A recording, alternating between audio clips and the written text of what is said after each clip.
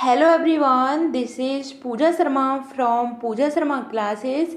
उम्मीद करती हूँ आप सब अच्छे होंगे। तो आज हम डिस्कस करेंगे सीडीपी का पेपर है आपका, चाइल्ड डेवलपमेंट एंड पेडागोजी का पेपर है। यह पेपर आपका 12 जनवरी 2022 का पेपर है। तो इसको हम आपके साथ डिस्कस करेंगे, इसमें समझेंगे कि कैसे कैसे क्वेश्चन आए थे।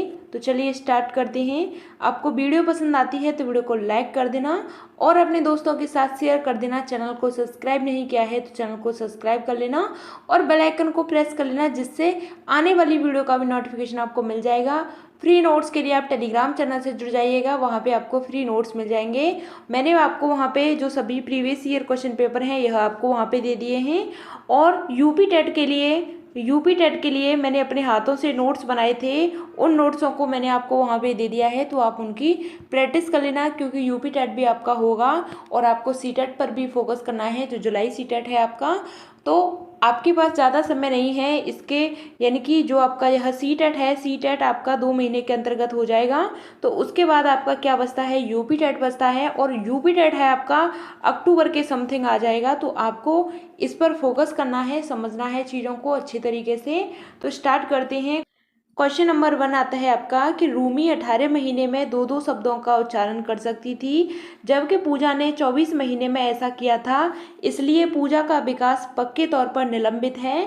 तो रीजन में दे रखा है आपको कि विकासात्मक प्रतिमान बच्चों के लिए निर्धारित लक्ष्यों की उपलब्धि के लिए सटीक आयु की सही भविष्यवाणी करते हैं। तो सही विकल्प चुनिए। तो आपको इसमें इसका सही आंसर बताना है कि ए और आर दोनों सही हैं। आर सही व्याख्या करता है ए की, ए और आर दोनों सही हैं, आर सही व्याख्या करता है ए की। या फिर ऑप्शन में आपका दे रखा है कि ए सही है लेकिन आर गलत है, ए और आर दोनों क्या हैं, गलत हैं। तो आपको इसका सही आंसर बताना है, क्या सही आंसर हो जाता है। तो यहाँ पे रूमी है, एक लड़की है रूमी नाम की, तो 18 महीने में दो दो शब्दों का प्रयोग करना सीख जाती है, और जबकि पूजा है वह 24 महीने में पक्के तौर पर उसका विकास निलंबित हो जाता है। तो यह बात आपकी क्या हो जाती है, गलत हो जाती है। ऐसा नहीं होता है। विकासात्मक प्रतिमान बच्चों के लिए निर्धारित लक्ष्यों की उपलब्धि के लिए सटीक आयु की भविष्यवाणी करते हैं, तो ऐसा भी नहीं है। आपके दोनों क्वेश्चन हैं यहाँ पे, जो कथन और रीजन है यह आपके गलत होते हैं। ऑप्शन नंबर 4 आपका राइट आंसर हो जाता है। क्वेश्चन नंबर नेक्स्ट आता है, क्वेश्चन नंबर 2 है आपका कि मध्य बाल्यावस्था का काल क्या है। आपको बताना है कि जो आपकी मध्य बाल्यावस्था है इसका समय क्या है। तो जन्म से 5 वर्ष है, जन्म से 8 वर्ष है, या 6 से 11 वर्ष है, या ऑप्शन 4 में दे रखा है आपको 11 वर्ष और उससे अधिक है। तो इसका आंसर आपको बताना है कि जो मध्य बाल्यावस्था होती है इसका काल क्या होता है। तो इसका सही आंसर होता है ऑप्शन नंबर 3, 6 से 11 वर्ष। क्या होता है, 6 से 11 वर्ष यह इसका काल होता है। क्वेश्चन नंबर आपका नेक्स्ट आता है, क्वेश्चन नंबर 3 है आपका कि 5 साल की बच्ची क्या कर सकती है। आपको बताना है कि 5 साल की बच्ची है वह क्या कर सकती है।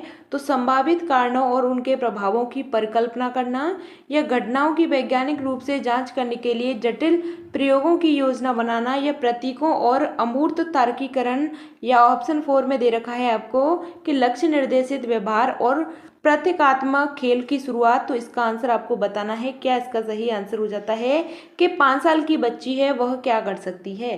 5 साल की बच्ची है वह क्या कर सकती है। तो संभावित कारणों और उनके प्रभावों की परिकल्पना करना, यह बात आपकी गलत हो जाती है। घटनाओं की वैज्ञानिक रूप से जांच करने के लिए योजना बनाना, यह भी गलत होता है। प्रतीकात्मक अमूर्त तर्क की बात करते हैं तो यह नहीं होता है। 5 साल की बच्ची है तो अमूर्त तर्क नहीं कर पाएगी। ऑप्शन 4 में आता है आपका लक्ष्य निर्देशित व्यवहार और प्रतीकात्मक खेल की शुरुआत। ऑप्शन नंबर 4 आपका यह आंसर सही हो जाता है कि वह लक्ष्य निर्धारित व्यवहार और प्रतीकात्मक खेल की शुरुआत कर सकती है। बच्ची है वह 2 से 7 वर्ष, यह इसकी क्या होती है, एज होती है। तो इसके अंतर्गत आती है, कौन सा आता है, लक्ष्य निर्धारित आपका व्यवहार आता है, और प्रतीकात्मक खेल बच्चे इसमें खेलना स्टार्ट कर देते हैं। क्वेश्चन नंबर आपका 4 आता है कि बच्चों के प्राथमिक सामाजिकरण के लिए जिम्मेदार है। प्राथमिक, यहाँ से आपका एक क्वेश्चन बनता है कि जो प्राथमिक होता है और द्वितीयक सामाजिकरण होता है किस तरीके से होता है। तो इसको आपको बहुत अच्छे से समझना है, क्योंकि यहाँ से आपका क्वेश्चन है, कई बार पूछा जा चुका है और यही क्वेश्चन है हमेशा रिपीट होके आता है, हर बार पूछा जाता है। तो प्राथमिक सामाजिकरण का आपको बताना है कौन सा होता है। तो प्राथमिक की बात करते हैं तो हमेशा आपका क्या होता है, परिवार आता है। प्राथमिक की बात करें, क्योंकि प्राथमिक में क्या होता है कि जब बच्चा जन्म लेता है तो अपने समाज में नहीं बल्कि अपने परिवार के अंतर्गत रहने वाले जो सदस्य होते हैं उनके साथ घुल मिल जाता है, तो वह आपके प्राथमिक कहलाते हैं। जब बच्चा घर से बाहर निकलना स्टार्ट कर देता है तो वह द्वितीयक के अंतर्गत आ जाता है। उसमें समाज की बात कर लेते हैं तो द्वितीयक के अंतर्गत आपके क्या आ जाता है, स्कूल आ जाता है, आपका जो विद्यालय होता है, कई बार पूछा जा चुका है।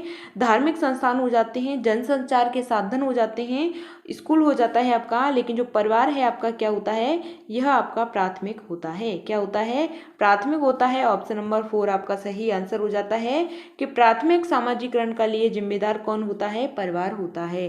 क्वेश्चन नंबर आपका नेक्स्ट आता है, क्वेश्चन नंबर 5 है आपका कि जीन पियाजे के सिद्धांत में वह क्रिया जिसमें एक बच्चा नए अनुभव का बोध करने के लिए अपने स्कीमा को रूपांतरित और संशोधन करता है तो वह क्या कहलाती है। किसके सिद्धांत के अनुसार पूछा है, जीन पियाजे के सिद्धांत के अनुसार पूछा है। तो आपको बताना है अनुकूलन कहलाता है, समायोजन कहलाता है, संरक्षण कहलाता है या फिर केंद्रीकरण कहलाता है। तो पियाजे के सिद्धांत में वह प्रक्रिया एक बच्चा नए अनुभव का बोध करने के लिए अपने स्कीमा को रूपांतरित और संशोधित करता है तो वह आपका क्या कहलाता है, तो वह आपका समायोजन कहलाता है। क्या कहलाता है, समायोजन कहलाता है, एकोमोडेशन कहलाता है। इसका मतलब क्या होता है, यहाँ पे नए अनुभव की बात की गई है तो यह आपका समायोजन कहलाता है। यहाँ पे आपको नया अनुभव दिया गया हो, आपसे पूछा गया हो तो आपका क्या हो जाता है, समायोजन कहलाता है। और अनुकूलन की बात करते हैं तो पूर्व यानी कि पहले वाले की बात की गई है, प्लस में आपका नया आता है, यह आपका अनुकूलन कहलाता है। ऑप्शन नंबर 2 इसका सही आंसर है। समायोजन को हम क्या बोलते हैं, समायोजन को हम एकोमोडेशन बोलते हैं। नए अनुभव की बात करता है वह आपका एकोमोडेशन कहलाता है। क्वेश्चन नंबर आपका 6 आता है कि अफसा आलू की एक चिप्स को दिखाते हुए कहती है कि तितली। अफसा क्या कहती है कि आलू की चिप्स को दिखाते हुए कहती है तितली। तो जीन पियाजे के अनुसार इस प्रकार का प्रतीकात्मक विचार है वह कौन सी अवस्था के अंतर्गत आता है। तो आपको बताना है संवेदी चालक अवस्था है, पूर्व संक्रियात्मक अवस्था है, मूर्त संक्रियात्मक अवस्था है। ऑप्शन 4 में आता है आपका अमूर्त संक्रियात्मक अवस्था है। तो इसका सही आंसर आपको बताना है कि अफसा आलू की एक चिप्स को दिखाते हुए कहती है तितली। जीन पियाजे के अनुसार इस प्रकार का प्रतीकात्मक विचार है वह किस अवस्था की विशेषता होता है। तो इसका आंसर होता है ऑप्शन नंबर 2 सही आंसर है। कौन सी अवस्था है, पूर्व संक्रियात्मक अवस्था है। कौन सी संक्रियात्मक अवस्था है, पूर्व संक्रियात्मक अवस्था है, जो आपकी 2 से 7 वर्ष होती है, जो आपकी 2 से 7 वर्ष होती है। बच्चा इस अवस्था में क्या करता है, चीज़ों को थोड़ा सा समझ में नहीं आ पाती हैं चीज़ें, इसमें रिवर्सिबिलिटी की समझ नहीं आ पाती है। जब बच्चा ऐसी बात कर रहा है कि आलू की चिप्स को देख करके क्या कह रहा है कि तितली है, यह अवस्था आपकी कौन सी कहलाती है, पूर्व संक्रियात्मक अवस्था कहलाती है। जब बच्चे की समझ में आ जाता है कि यह तितली नहीं है, यह आलू की चिप्स है, तो वह आपकी मूर्त संक्रियात्मक अवस्था कहलाती है। लेकिन यहाँ पे पूछा है चिप्स को देख करके तितली बता रही है, तो उसमें समझ का विकास नहीं हुआ है, 2 से 7 वर्ष की एज में है, वह आपकी पूर्व संक्रियात्मक अवस्था कहलाती है। क्वेश्चन नंबर आपका नेक्स्ट आता है, यह जीन पियाजे की 4 अवस्थाएं होती हैं। जीन पियाजे की बात करते हैं तो वह कहाँ के रहने वाले थे, वह स्विट्जरलैंड के रहने वाले थे।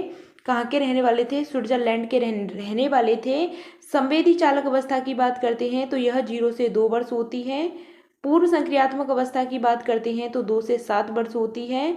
फिर नेक्स्ट आता है आपका मूर्त संक्रियात्मक अवस्था, वह आपकी 7 से 11 वर्ष होती है। अमूर्त संक्रियात्मक अवस्था की बात करते हैं तो 11 से आपकी 15 वर्ष यह अवस्था होती है। नेक्स्ट क्वेश्चन आता है, क्वेश्चन नंबर 7 है आपका कि लेव-वाइगोत्स्की निम्नलिखित में से किन कारकों को बच्चों के संज्ञानात्मक विकास के लिए महत्वपूर्ण माने जाते हैं।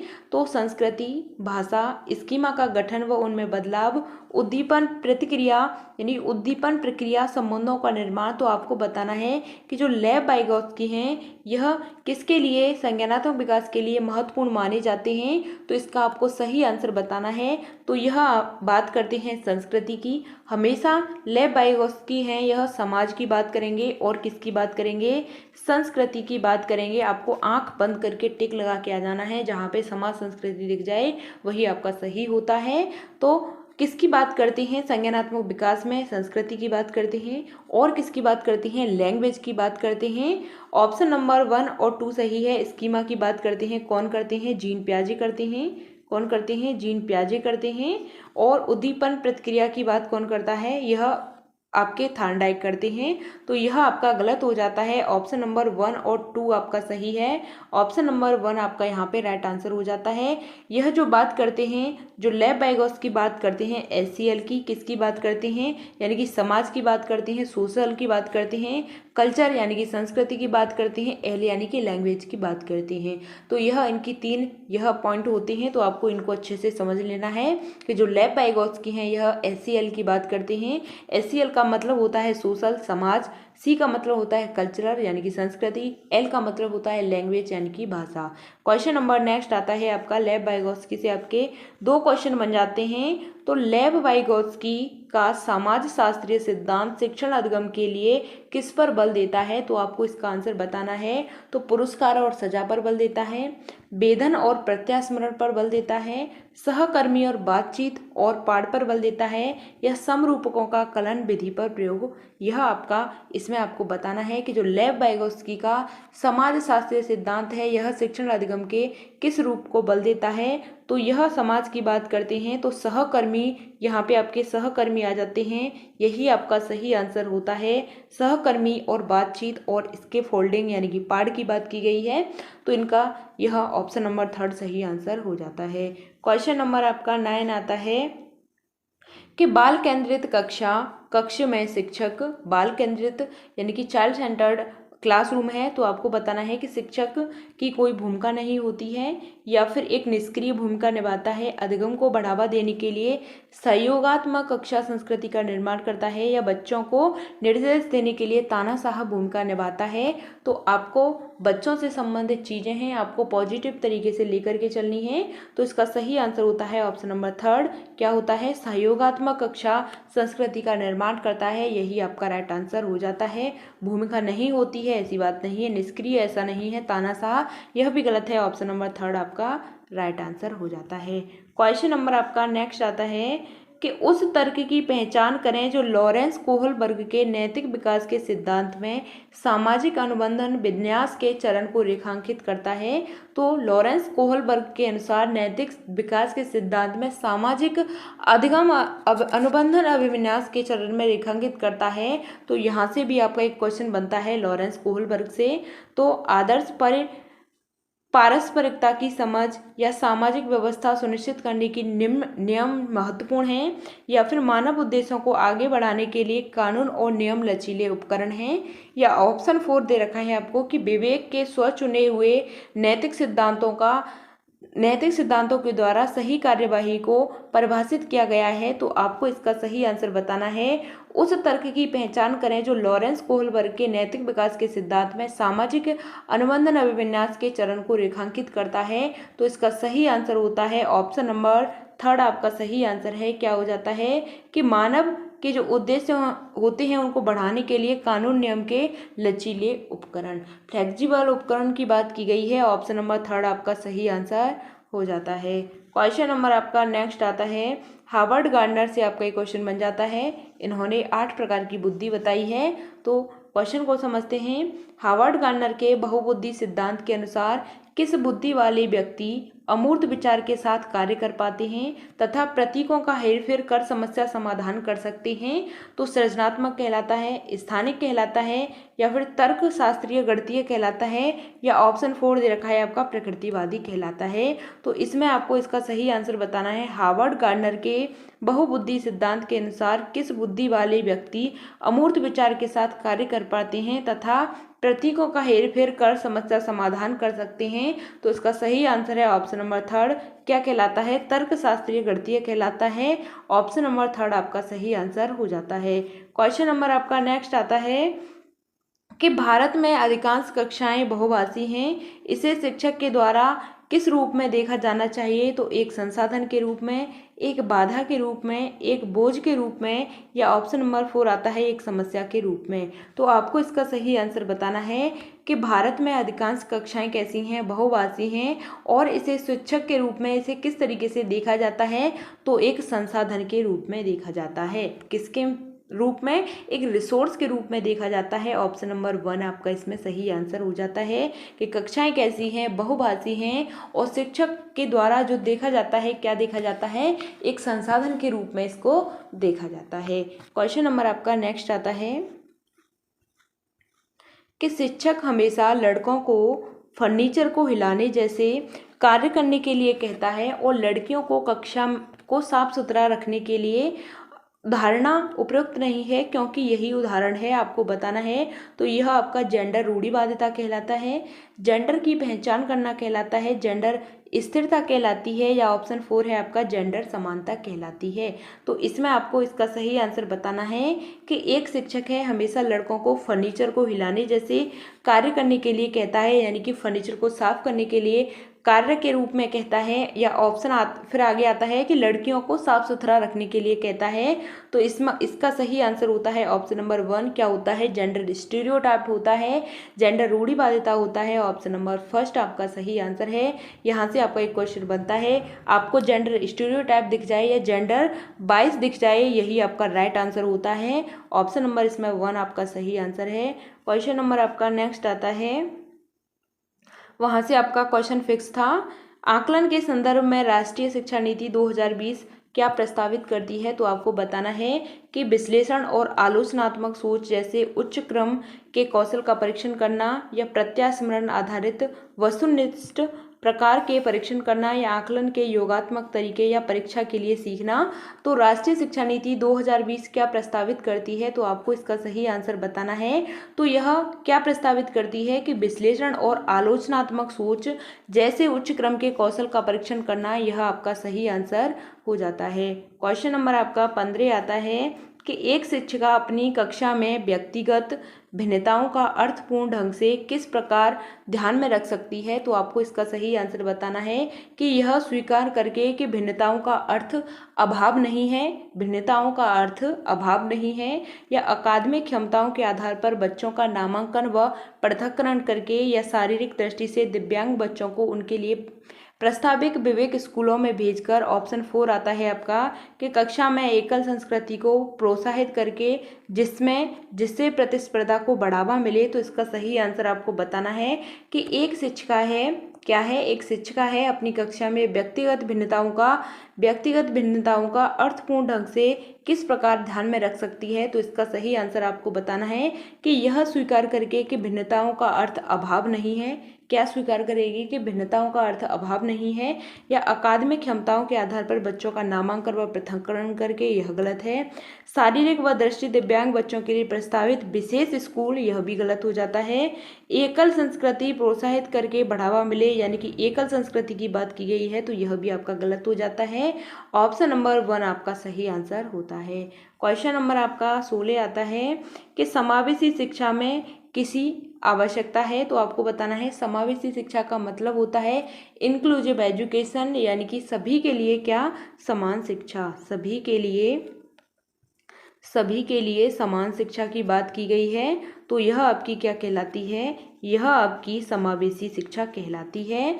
तो आपको बताना है कि सीखने का अनुकूल माहौल, या विद्यार्थी का नामीकरण, या विद्यार्थी का अलगाव या रूढ़िवादी को मजबूत करना, तो समावेशी शिक्षा की आवश्यकता है, आपको बताना है। तो इसका सही आंसर है ऑप्शन नंबर 1 कि सीखने का अनुकूल माहौल। क्या होता है? सीखने का अनुकूल माहौल, यह आपकी समावेशी शिक्षा के अंतर्गत आती है। नामीकरण गलत हो जाता है, अलगाव भी गलत है, और रूढ़िवादियों को मजबूत बनाना यह भी आपका गलत हो जाता है। ऑप्शन नंबर 1 आपका इसमें सही आंसर होता है। क्वेश्चन नंबर आपका 17 आता है कि जो विद्यार्थी जिनमें ध्यान न्यूनता अतिक्रियाशीलता विकार है, तो उनकी पहचान किस क्षेत्र उनके सामने आने वाली चुनौतियों से की जा सकती है। तो लिखित पाठ को समझना या किसी दिए हुए कार्य को लंबे समय तक जारी रखना या स्थितियों का अवबोधन और समझना, या ऑप्शन 4 आता है आपका कि प्राप्त ऊर्जा स्तर बनाए रखना। तो आपको इसका सही आंसर बताना है। क्या सही आंसर हो जाता है कि जो विद्यार्थी जिनमें ध्यान न्यूनता अति क्रियाशीलता का विकार है, उनकी पहचान किस क्षेत्र में उनके सामने आने वाली चुनौतियों से की जा सकती है। तो इसका सही आंसर आपको बताना है कि लिखित पाठ को समझाना, यह गलत होता है आपका, और किसी दिए हुए कार्य को लंबे समय तक जारी रखना, यह बात सही है। अवबोधन और समझना, यह गलत है। पर्याप्त ऊर्जा स्तर बनाए रखना, यह भी गलत होता है। ऑप्शन नंबर सेकंड आपका सही आंसर है कि दिए हुए कार्य को लंबे समय तक जारी रखना, यह आपका क्या कहलाता है, ध्यान न्यूनता क्रियाशीलता का यह आपका विकार होता है। ऑप्शन नंबर इसमें आपका सेकंड सही आंसर हो जाता है। क्वेश्चन नंबर इसमें आप आगे आता है आपका नेक्स्ट है कि जो विद्यार्थी जिन्हें पठन क्षेत्र में अधिगम कठिनाई होती है, उनके सफल समावेशन के लिए निम्नलिखित में से किसकी आवश्यकता होती है। तो आपको बताना है कि बहुभाषा विषयों की अनिवार्य शिक्षा या भाषा विषयों को उचित छूट, या ऑप्शन नंबर थर्ड आता है आपका कि विद्यार्थियों के लिए दंड का बार बार उपयोग करना या विद्यार्थियों का स्थायी अलगाव। तो आपको इसमें इसका सही आंसर बताना है बिल्कुल बहुत बेहतरीन तरीके से कि वो विद्यार्थी जिन्हें पठन क्षेत्र में कठिनाई होती है, तो वह सफल समावेशन के लिए किसकी आवश्यकता होती है। तो आपको बताना है इसका सही आंसर होता है भाषा विषयों में उचित छूट, यह आपकी सही आंसर होता है। भाषा विषयों से उचित छूट, यह आपका सही होता है आंसर। कि बहुभाषा विचारों की अनिवार्य शिक्षा, यह गलत है। बार बार दंड देना, यह भी गलत हो जाता है। या फिर ऑप्शन 4 में दे रखा है कि स्थायी अलगाव, यह भी आपका नेगेटिव होता है। ऑप्शन नंबर इसमें सेकंड आपका राइट आंसर हो जाता है कि भाषा विषयों से उसकी जो छूट होती है, उचित छूट होती है, यह आपका सही आंसर होता है। क्वेश्चन नंबर आपका नेक्स्ट आता है, क्वेश्चन नंबर आपका 19 आता है कि उपकरणों और सहायक तकनीकों की पहुंच को अनुकूलित करने से निम्नलिखित में से किसके समावेशन में मदद मिलेगी। तो वो विद्यार्थी जो दृष्टिबाधित हैं, वो विद्यार्थी जिन्हें ध्यान अनक्रियाशीलता का विकार है, वो विद्यार्थी जिन्हें प्रमस्तिष्कीय धात है, या असाधारण प्रतिभा वाले छात्र। तो इसका सही आंसर आपको बताना है। फर्स्ट सही होता है, फर्स्ट और सेकंड सही होता है, या फिर आपका इसमें यहाँ पे फर्स्ट सेकंड और फोर्थ सही होता है, या फिर आपके चारों सही होते हैं। तो इसका आपको सही आंसर बताना है कि उपकरणों और सहायक तकनीकों की पहुंच को अनुकूलित करने से निम्नलिखित में से किसके समावेशन में मदद मिलेगी। तो वो विद्यार्थी जो दृष्टिबाधित हैं, बिल्कुल बात सही है। वो विद्यार्थी जिन्हें ध्यान न्यूनता अतिक्रमशीलता का विकार है, ये बिल्कुल बात सही है। वो विद्यार्थी जिन्हें प्रमस्तिष्कीय धात है, या असाधारण प्रतिभा वाले छात्र। तो ऑप्शन आपके सभी सही हो जाते हैं। ऑप्शन नंबर 4 आपका सही आंसर इसमें होता है। क्वेश्चन नंबर आपका 20 आता है कि निम्नलिखित में से कौन सा विकल्प दी हुई दिव्यांगता और संबंधित विद्यार्थियों के समावेशन हेतु यथोचित संयोजन रणनीति का सही युग्म आपको बताना है।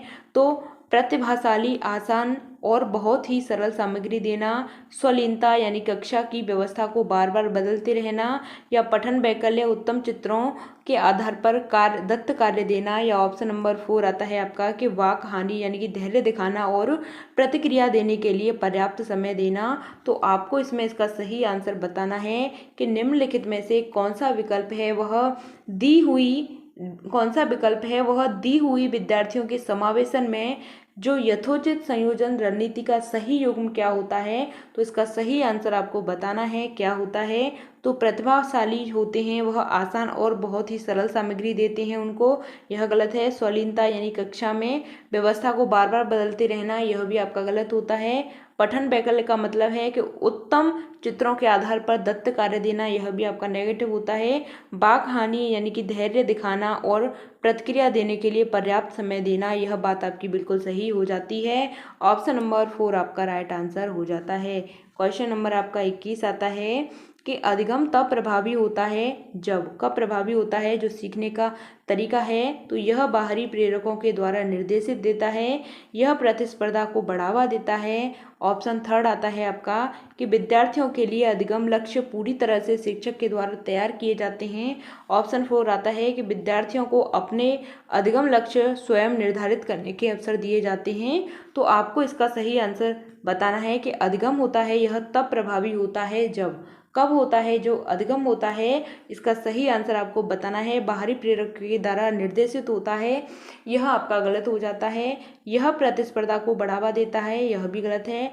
लक्ष्य पूरी तरह से शिक्षक के द्वारा तैयार किए जाते हैं, यह भी गलत है। ऑप्शन नंबर फोर आपका सही आंसर हो जाता है कि अधिगम लक्ष्य स्वयं निर्धारित करने के लिए अवसर दिए जाते हैं। ऑप्शन नंबर फोर आपका सही आंसर हो जाता है। क्वेश्चन नंबर आपका 22 आता है कि शिक्षण अधिगम का रचनात्मकवादी दृष्टिकोण आपको बताना है क्या होता है। तो सूचना की निष्क्रिय प्राप्ति पर जोर देता है, या बच्चों की बुद्धि लब्धि की गणना को प्रोत्साहित करता है, या अधिगम को अर्थ निर्माण प्रक्रिया के रूप में देखता है, या क्रमिक निर्देश के उपयोग पर केंद्रित होता है। तो आपको इसका सही आंसर बताना है कि जो सीखने का रचनावादी दृष्टिकोण होता है यह क्या होता है। तो इसका सही आंसर होता है कि निष्क्रिय प्राप्ति, यह गलत है। बुद्धि लब्धि गणना पर प्रोत्साहन, यह भी गलत होता है। ऑप्शन नंबर थर्ड आपका सही आंसर है कि अर्थ को यानी कि अधिगम को अर्थ निर्माण करने की प्रक्रिया के रूप में देखना, यह आपका पॉजिटिव होता है। यह निर्देश देना, यह भी आपका गलत होता है। ऑप्शन नंबर इसमें थर्ड आपका सही आंसर हो जाता है। क्वेश्चन नंबर आपका 23 आता है कि राष्ट्रीय शिक्षा नीति 2020 किसकी ओर बदलाव का प्रस्ताव रखती है। तो आपको बताना है कि यह सीखना कि कैसे सीखना है, या फिर रटकर सीखने की प्रक्रिया, या पाठ्यक्रम सामग्री में वृद्धि, या मानकीकरण। तो आपको इसका सही आंसर बताना है कि राष्ट्रीय शिक्षा नीति 2020 है यह किसकी और बदलाव का प्रस्ताव रखती है। तो इसका सही आंसर होता है ऑप्शन नंबर वन के सीखना कैसे है, क्या है यह सीखना कि कैसे सीखना है। ऑप्शन नंबर वन आपका सही आंसर हो जाता है। क्वेश्चन नंबर 24 आता है आपका कि अनुप्रयोग विश्लेषण और संश्लेषण किसका उदाहरण है, आपको बताना है। तो उच्च क्रम चिंतन कौशल का, निचले क्रम की कौशल का, या फिर घोषणात्मक ज्ञान का, या फिर प्रक्रियात्मक ज्ञान का। तो आपको बताना है कि जो अनुप्रयोग होता है, विश्लेषण होता है और संश्लेषण होता है, यह किसका उदाहरण है। तो आपको इसका सही आंसर बताना है। तो यह उच्च क्रम चिंतन कौशल का उदाहरण होता है। क्या होता है, उच्च क्रम चिंतन कौशल का उदाहरण होता है। जो यह किसने दिया था, तो यह आपका ब्लूम ने दिया था। किसने दिया था, ब्लूम का वर्गीकरण है। ब्लूम का वर्गीकरण है। ऑप्शन नंबर वन आपका इसमें सही आंसर हो जाता है। इसके बारे में बात करते हैं तो इस तरीके से होता है। इनके 6 स्तर हैं। सबसे पहले आपका ज्ञान आता है, फिर आपका बोध आता है, यह इसको आप नोट कर लेना क्योंकि यह जो क्रम है कई बार पूछा जा चुका है। फिर आता है आपका अनुप्रयोग, फिर नेक्स्ट आता है आपका विश्लेषण, फिर नेक्स्ट आता है आपका संश्लेषण, फिर आता है आपका मूल्यांकन। तो इस तरीके से आपका यह क्रम बनता है। ज्ञान, बोध, अनुप्रयोग, विश्लेषण, संश्लेषण और मूल्यांकन। यह आपका क्या होता है, उच्च क्रम का चिंतन कौशल होता है। यह किसके द्वारा दिया गया था, तो यह ब्लूम के द्वारा दिया गया था। क्वेश्चन नंबर आपका नेक्स्ट आता है कि विद्यार्थियों के द्वारा ग्रहण की गई वैकल्पिक धारणाओं को संबोधित करने के लिए निम्न में से क्या महत्वपूर्ण है। आपको बताना है कि ऐसी परिस्थितियां बनाना जहां विद्यार्थी अपने विचार व्यक्त करने के लिए प्रतिबंधित महसूस करें, या फिर विषय वस्तु को शिक्षक केंद्रित शिक्षा शास्त्र के माध्यम से पढ़ाना, या फिर ऐसी परिस्थितियां उत्पन्न करना जहां विद्यार्थी वैकल्पिक धारणाओं को व्यक्त कर सकते हैं, या ऑप्शन 4 आता है आपका कि अधिगम प्रक्रिया को विद्यार्थियों के सामाजिकरण, संस्कृति, संदर्भ की भूमिका की उपेक्षा करना। तो आपको इसका सही आंसर बताना है कि विद्यार्थियों के द्वारा ग्रहण की गई वैकल्पिक धारणाओं को संबोधित करने के लिए निम्न में से क्या महत्वपूर्ण हो जाता है। तो आपको बताना है कि ऐसी परिस्थितियां बनाना जहां विद्यार्थी अपने विचार व्यक्त करने के लिए प्रतिबंधित महसूस करें, तो यह गलत होता है। शिक्षा शास्त्र के माध्यम से पढ़ाना, यह भी गलत होता है विषय वस्तु को। या फिर थर्ड आता है कि ऐसी परिस्थितियां उत्पन्न करना जहां विद्यार्थी वैकल्पिक धारणा को व्यक्त कर सकें, यह बात सही होती है। विद्यार्थियों को सामाजिक संस्कृति के संदर्भ में भूमिका की उपेक्षा की बात की गई है यहाँ पे, तो यह भी आपका गलत हो जाता है। ऑप्शन नंबर थर्ड आपका इसमें सही आंसर होता है कि ऐसी परिस्थितियां उत्पन्न करना जहां विद्यार्थी वैकल्पिक धारणा को व्यक्त कर सकता है। ऑप्शन नंबर थर्ड आपका राइट आंसर हो जाता है। क्वेश्चन नंबर 26 आता है कि निम्नलिखित में से किसे एक शिक्षिका के द्वारा बढ़ावा दिया जाना चाहिए। तो आपको बताना है कि शिक्षिका के द्वारा किसको बढ़ावा दिया जाना चाहिए। तो महारत हासिल करने की दिशा की ओर उन्मुख लक्ष्य होता है, या परिहार उन्मुख महारत लक्ष्य होता है, या प्रदर्शन की दिशा में उन्मुख लक्ष्य होता है। ऑप्शन 4 में दे रखा है आपको परिहार उन्मुख प्रदर्शन लक्ष्य होता है। तो आपको इसमें बताना है कि निम्नलिखित में से किसे एक शिक्षिका के द्वारा बढ़ावा दिया जाना चाहिए। तो किसको बढ़ावा देंगे। ऑप्शन नंबर 1 आपका सही आंसर है कि महारत हासिल करने की दिशा में उन्मुख लक्ष्य। क्या महारत हासिल करने की दिशा में उन्मुख लक्ष्य, यह आपका सही आंसर होता है। क्वेश्चन नंबर आपका 27 आ जाता है कि एक शिक्षक को अपने शिक्षार्थियों में आपको बताना है कैसी भावना को पैदा करना चाहिए। तो जुड़ाव की भावना, बहिष्कार की भावना, हीनता की भावना, या फिर ऑप्शन 4 आता है अलगाव की भावना। तो एक शिक्षक को क्या प्रयोग करना चाहिए, कैसी भावनाएं पैदा करनी चाहिए। तो इसका सही आंसर होता है ऑप्शन नंबर 1, क्या जुड़ाव की भावना, बिलोंगिंगनेस की भावना। तो शिक्षार्थी को यानी कि शिक्षक को शिक्षार्थियों के रूप में जुड़ाव की भावना को अपने अंदर पैदा करनी चाहिए, बच्चों से जुड़ाव महसूस करना चाहिए। क्वेश्चन नंबर 28 आता है, कथन और रीजन से है आपका क्वेश्चन, कि शिक्षकों को ऐसे प्रश्न पूछने चाहिए जो विद्यार्थियों को उनसे जो अधिगम की उपेक्षा की जाती है, जो वे पहले से जानते हैं, के बीच में संबंध स्थापित करने के लिए सुसाध्य करें। रीजन दे रखा है कि पूर्व ज्ञान नई अवधारणाओं के अधिगम में कोई भूमिका नहीं निभाता है। तो आपको इसका सही आंसर बताना है कि ए और आर हैं वह दोनों सही हैं, और आर सही व्याख्या करता है ए की, या फिर आपका ए और आर दोनों सही हैं लेकिन आर सही व्याख्या नहीं है ए की। ऑप्शन थर्ड में आपको दे रखा है कि ए सही है लेकिन आर गलत है। ए और आर हैं यह दोनों गलत हैं। तो आपको इसका सही आंसर बताना है कि जो शिक्षक होते हैं, शिक्षकों को ऐसे प्रश्न पूछने चाहिए जो विद्यार्थियों को उनसे जो अधिगम की उपेक्षा की जाती है, जो वे पहले से जानते हैं और उनके बीच में स्थापित करने के लिए सुसाध्य करेंगे। तो यह आपका यहाँ पे पॉजिटिव हो जाता है। नेक्स्ट आता है यहाँ पे रीजन में कि पूर्व ज्ञान नई अवधारणाओं के नियम में भूमिका नहीं निभाता है, नहीं की बात की गई। तो यह आपका नेगेटिव हो जाता है, क्योंकि जो पूर्व ज्ञान होता है सीखने में अपनी भूमिका को निभाता है, लेकिन आपसे यहाँ पे नहीं दे रखा है तो यह गलत हो जाता है, सुसाध्य करता है, यह आपका पॉजिटिव है। यानी कि ए सही है आपका और आर आपका क्या हो जाता है, गलत हो जाता है। तो आपका ऑप्शन नंबर इसमें थर्ड सही हो जाता है। ए सही है लेकिन आर आपका क्या हो जाता है, आर आपका गलत हो जाता है। क्वेश्चन नंबर आपका नेक्स्ट आता है, क्वेश्चन नंबर आपका 29 है कि निम्नलिखित में से कौन सा प्रेरणा के स्रोत और प्रेरणा के प्रकार का सही मिलाप युग्म है, आपको बताना है। तो कौन सा सही युग्म हो जाता है। तो दंड से बचाव यानी कि आंतरिक प्रेरणा है, नगद पुरस्कार यानी कि यह आंतरिक प्रेरणा है, जिज्ञासा यह आपकी बाहरी प्रेरणा है, और रुचि यह आपकी आंतरिक प्रेरणा है। तो आपको बताना है कि कौन सा स्रोत है कि जो प्रेरणा के प्रकार का सही मिलाप का युग्म है। तो इसका सही आंसर होता है ऑप्शन नंबर 4, रुचि होती है वह आपकी क्या कहलाती है, आंतरिक प्रेरणा कहलाती है। जो आपका यह होता है दंड से बचाव, यह आपका बाहरी होता है, क्या होता है, बाहरी अभिप्रेरणा होती है। नगद पुरस्कार यह भी आपकी बाहरी होती है। फिर आता है आपका जिज्ञासा, यह भी आपकी क्या होती है, बाहरी होती है। लेकिन रुचि होती है यह आपकी क्या होती है, यह आपकी आंतरिक होती है। बच्चों में रुचि होती है वह आपकी आंतरिक होती है। तो ऑप्शन नंबर फर्स्ट आपका ऑप्शन नंबर 4 आपका सही आंसर होता है, क्योंकि यहाँ पे पूछा है कि सही युग्म बताना है। तो रुचि होती है वह आपकी आंतरिक प्रेरणा होती है। जिज्ञासा की बात करते हैं तो बाहरी प्रेरणा नहीं होती है, जिज्ञासा आपकी क्या होती है, जिज्ञासा आपकी आंतरिक प्रेरणा होती है। नगद पुरस्कार आपकी आंतरिक प्रेरणा नहीं होती है, यह आपकी बाहरी होती है। और बचाव की बात की गई तो यह आपकी आंतरिक नहीं होती है, यह भी आपकी क्या होती है, बाहरी होती है। तो जिज्ञासा आपकी क्या होती है, इसमें आंतरिक होती है, लेकिन यहाँ पे आपको बाहरी दे रखा था इसलिए आपका गलत हो जाता है। रुचि और आंतरिक प्रेरणा यह आपका सही आंसर है। ऑप्शन नंबर 4 आपका इसमें राइट आंसर हो जाता है। क्वेश्चन नंबर नेक्स्ट आता है, लास्ट क्वेश्चन है, क्वेश्चन नंबर 30 है आपका कि प्रभावी अधिगम के लिए निर्देश के लिए प्रारंभिक बिंदु क्या होना चाहिए। तो आपको बताना है कि असफलता का डर होता है जो प्रारंभिक बिंदु होता है, या फिर बच्चों का सामाजिक सांस्कृतिक का परिप्रेक्ष्य होता है, या सफलता के लिए इनाम होता है, या फिर प्रतिस्पर्धा की भावना होती है। तो आपको इसका आंसर बिल्कुल सही बताना है कि जो अधिगम होता है, जो प्रभावी अधिगम होता है, अधिगम का मतलब क्या होता है, अधिगम का मतलब होता है सीखना। क्या होता है, सीखना होता है। तो निर्देश के लिए प्रारंभिक बिंदु क्या होना चाहिए, तो इसका सही आंसर है ऑप्शन नंबर 2 कि बच्चों का सामाजिक संस्कृति परिप्रेक्ष्य, यह आपका राइट आंसर हो जाता है। यहाँ तक बात क्लियर, यहाँ तक हमारे 30 क्वेश्चंस हैं वह कंप्लीट होते हैं।